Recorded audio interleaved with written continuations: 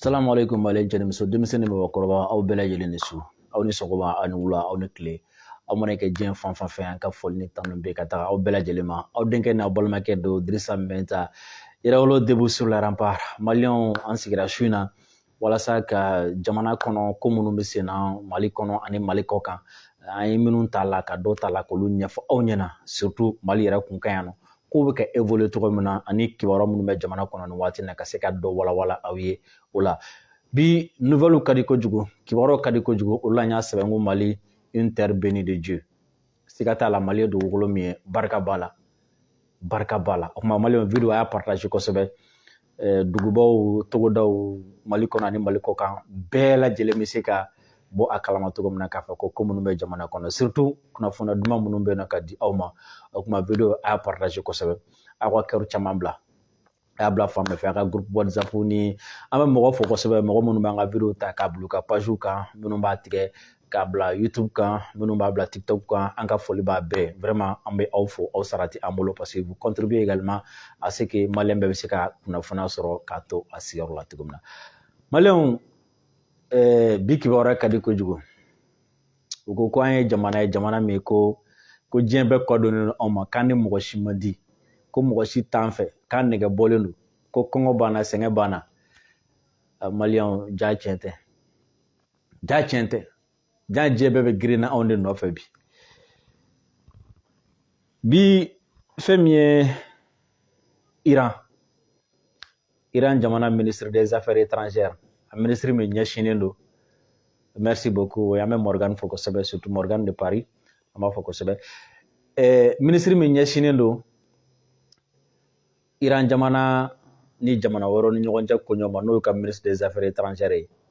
ale ye tile fila tagama kɛ Mali la a tile fila tagama a jara kosɛbɛ a jara fo ka taa fɔ k'a jara ani Iran man jan ɲɔgɔnna tɛ kosɛbɛ parce que ani Iran bɛ tɛmɛna sira kelen fɛ presque hali n'a sɔrɔ ni différence fitininw bɛ o visite kɔnɔna la o nali kɔnɔna la koba minnu bɔra la an bɛn'o bɛɛ walawala aw ye su in na ni Ala sɔnna a ma maliyɛnw tɛmɛlen kɔfɛ fɛn min ye Niger ye an kɛrɛfɛ jamana Niger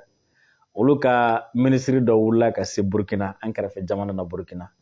ko ka taga kuma ko coopération militaire kan ko coopération sécuritaire kan ko bɛ to ka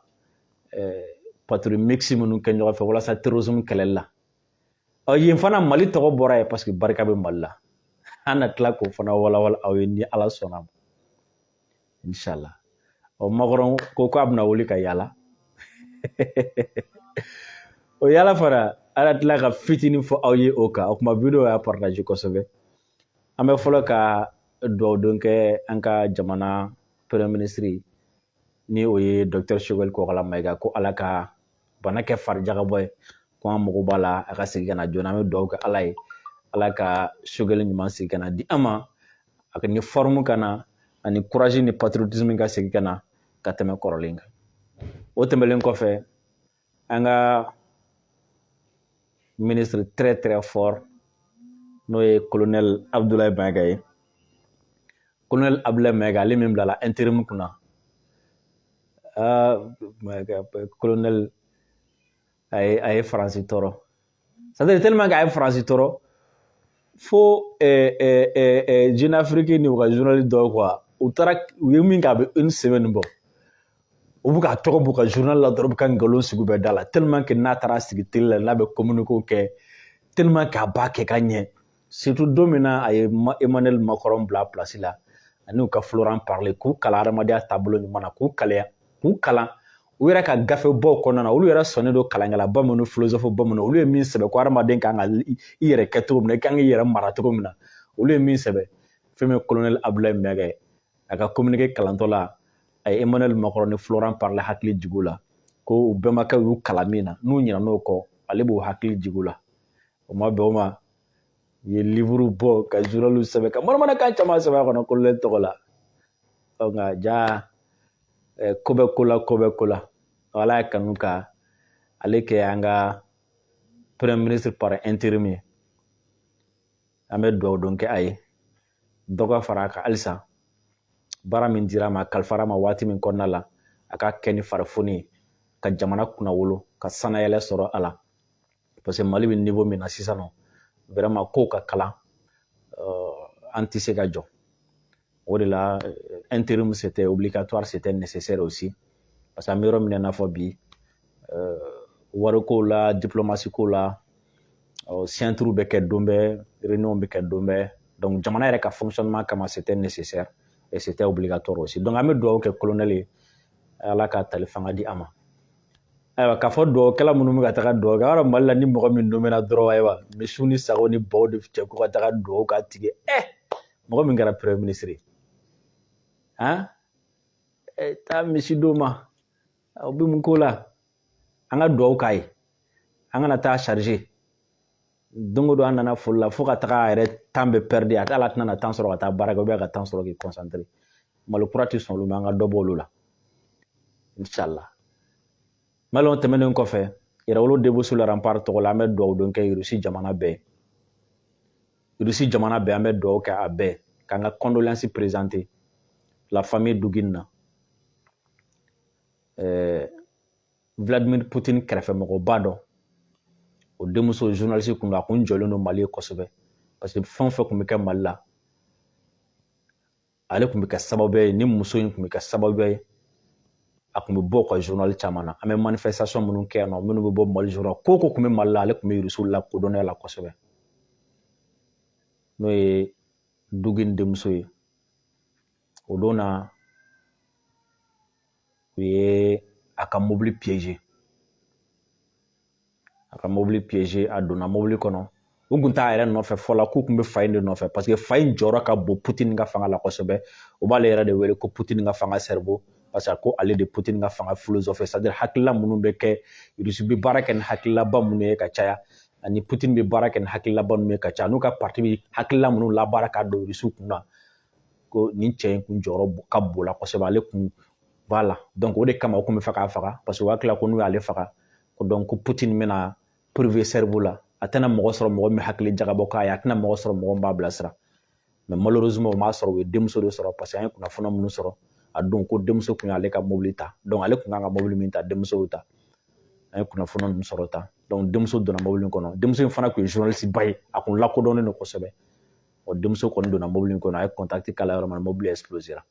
ale ka janajaw kun bɛ Russie bi donc Yɛrɛwolo tɔgɔ la Maliyɛnw tɔgɔ la an b'an ka condoléances présenter o bɛɛ parce que an b'a dɔn k'a fɔ ko Mali ka bon Rusiw bolo bi Mali ka bon Rusiw bolo bi n b'a dɔn à travers n bɛ message minnu sɔrɔ n b'a dɔn à travers ni teri minnu bɛ kuma n b'a dɔn à travers fɛn minnu bɛ sen na donc au nom de Yɛrɛwolo Debout sur le rempart au nom du peuple malien je présente mes condoléances à la famille Dugin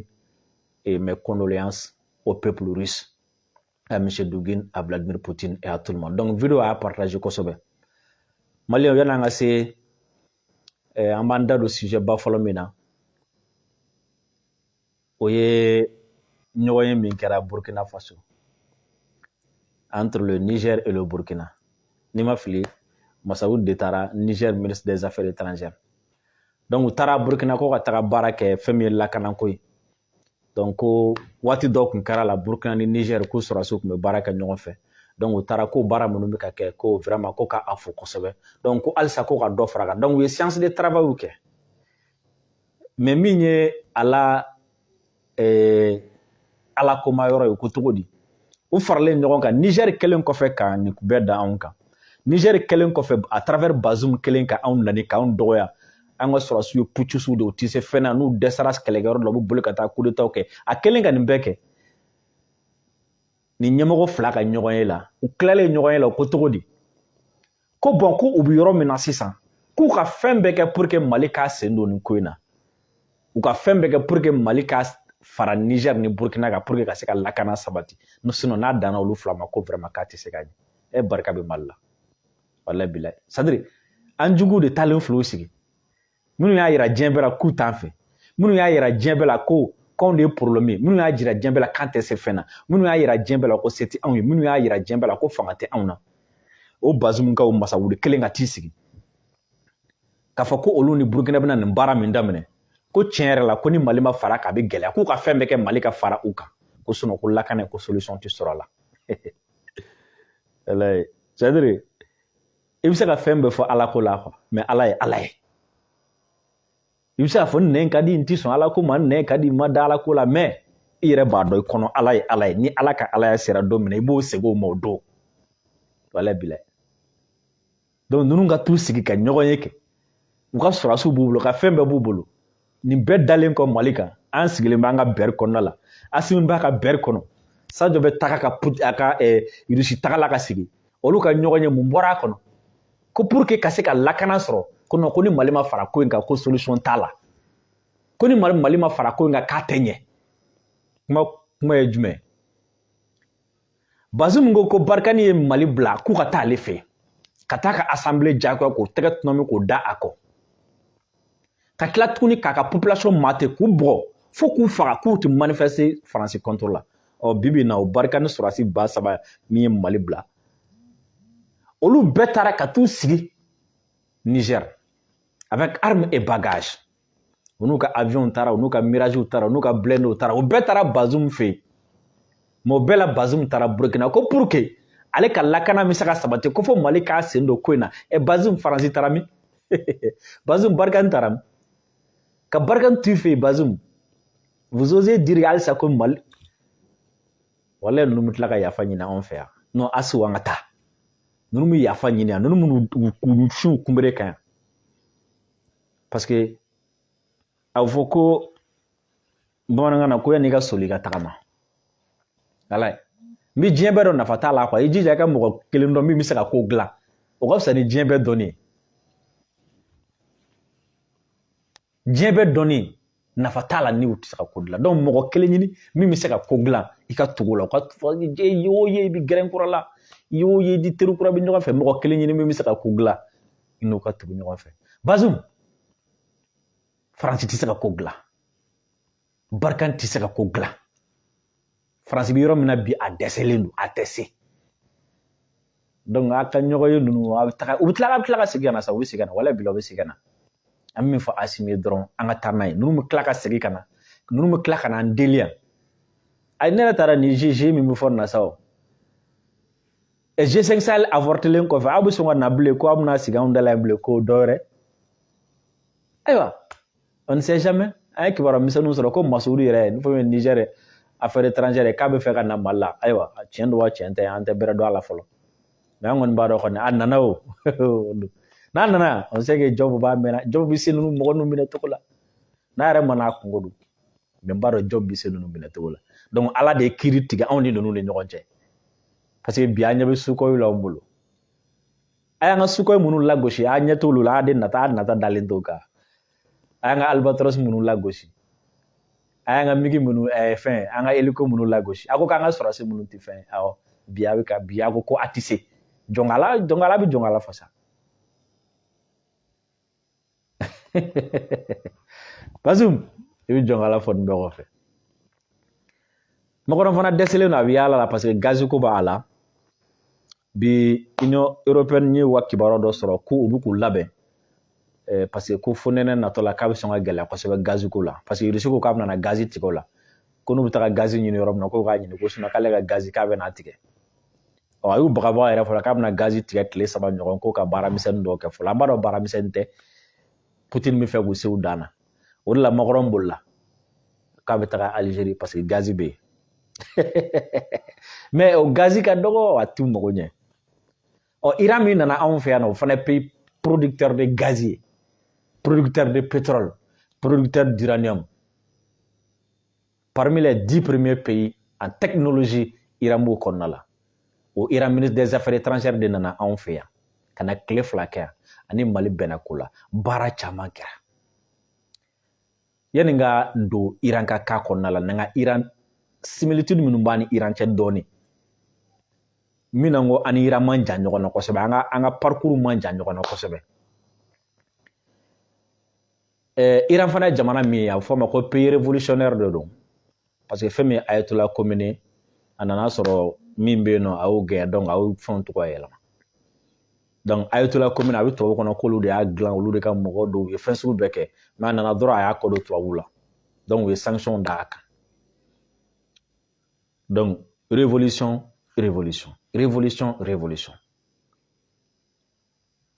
Ayatollah Khomeini histoire ka jan n tɛna don a kɔnɔna la mais Iran ye pays révolutionnaire Mali fana bɛ min kɔnɔ o ye révolution Iran bɛ embargo kɔnɔ Mali fana tun bɛ embargo kɔnɔ Iran ni diɲɛ belebelebaw bɛ kɛlɛ la Mali fana ni diɲɛ belebeleba dɔ ka ciden bɛ kɛlɛ la mais Iran sera k'i jɔ pendant des décennies ni Ala sɔnna ma Mali fana b'a jɔ pendant des siècles o Iran de ka ministre des affaires étrangères nana Mali la ka kɔnɲɛ fɛn min ye Ablaye Diop ye ale tun ye tagama kɛ ka taga Iran o tagama de jaabi wolola nin na donc min bɔra ni visite na mais yan'o cɛ an ka Diop lamɛn dɛ Diop ye discours dɔ fana kɛ bi ne ko Diop ti faransi ti taa n'u ye dɔɔnin dɔɔnin a Ben bɔ komi Funɛ bɔ komi Funɛ komi n'a ka di quoi a y'a deli sa k'a ka taga ni ninnu ye dɔɔnin dɔɔnin denmisɛnninw don a bɛ ka taga n'u ye cogo min na makɔrɔni bɛ tigɛ an ka Diop ka discours fan dɔɔnin lamɛn.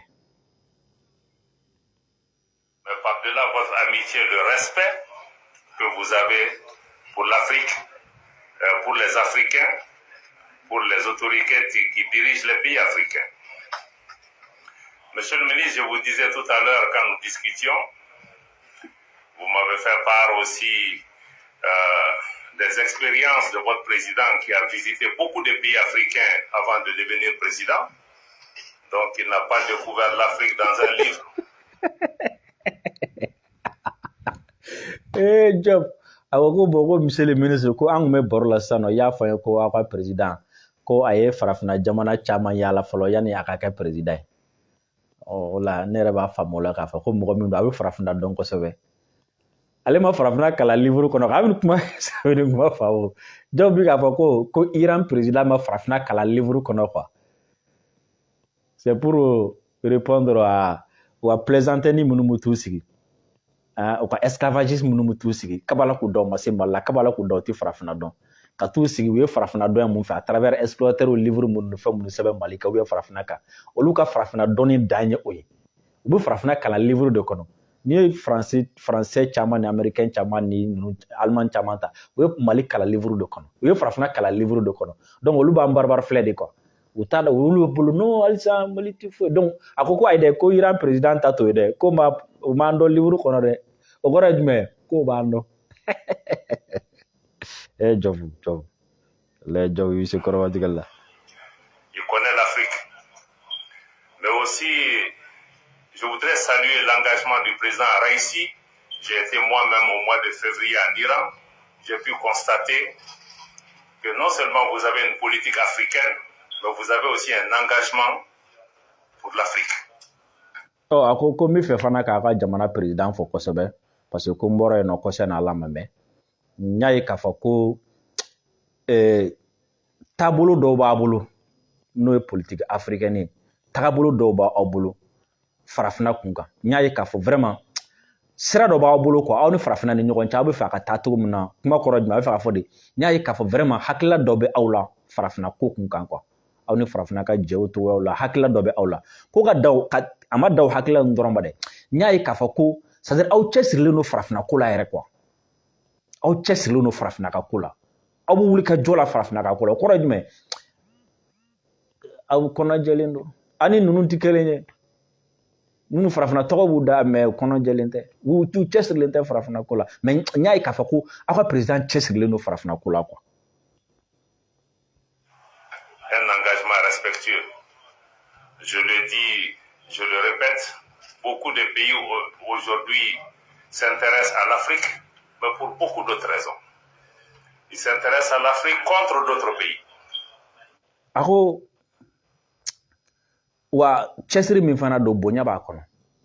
a ko n b'a fɔ ye ko jamana caman bɛ yen bi u bɛ k'u ɲɛsin farafina ma u bɛ k'u mago don farafina la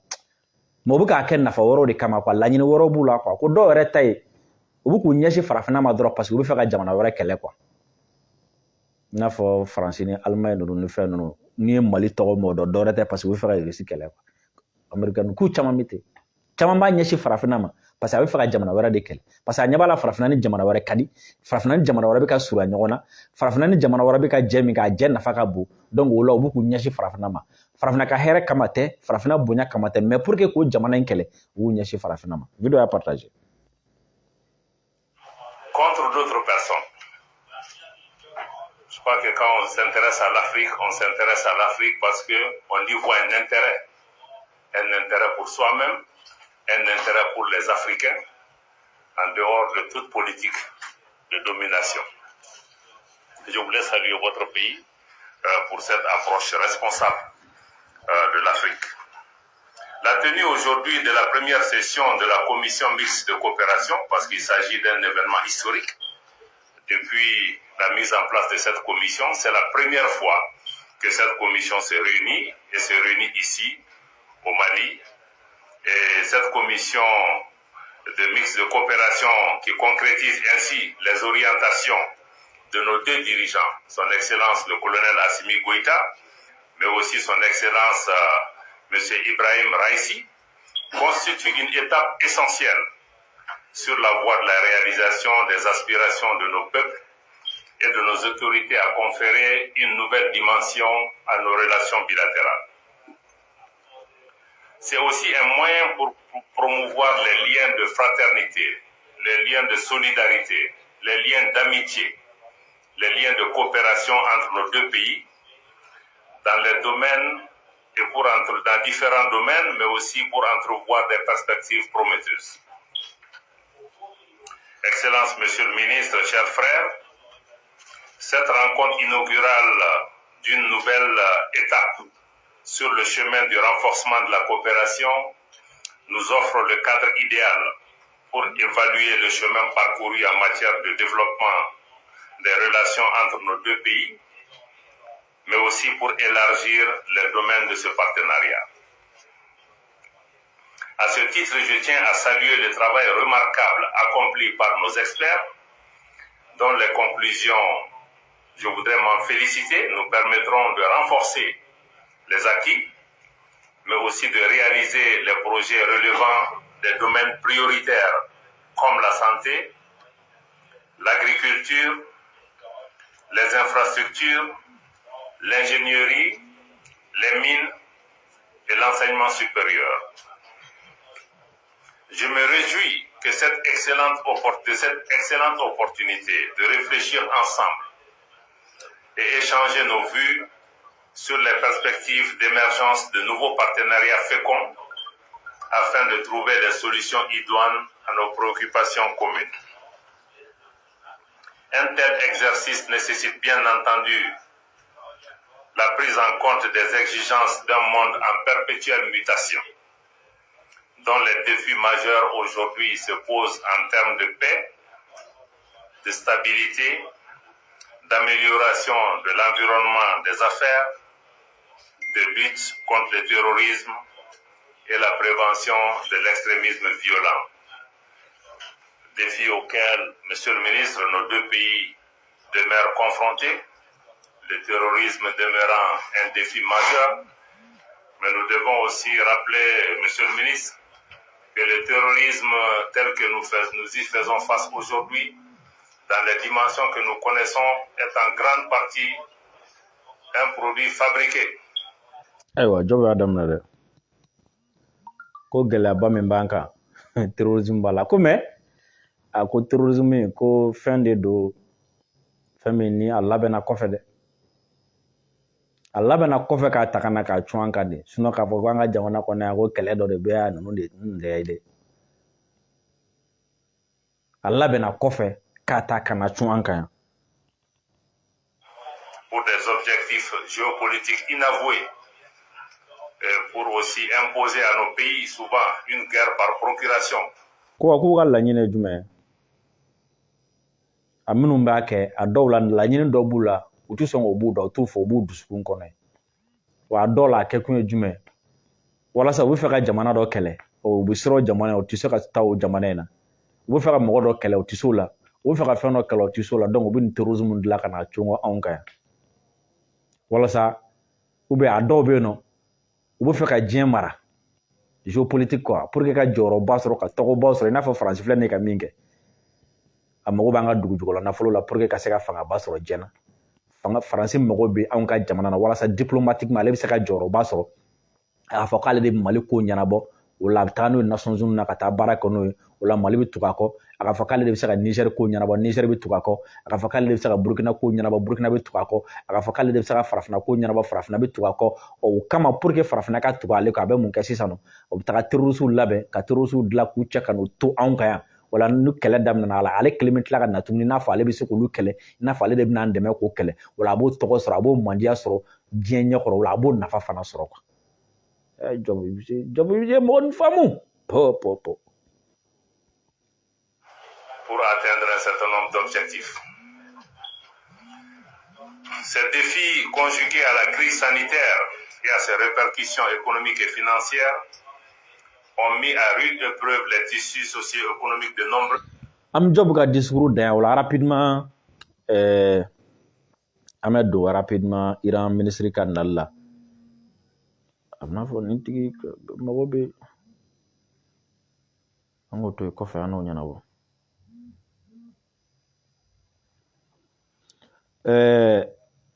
Iran ministre canal la o communiqué conjoint do kɛ o ni Mali jara ka communiqué do kɛ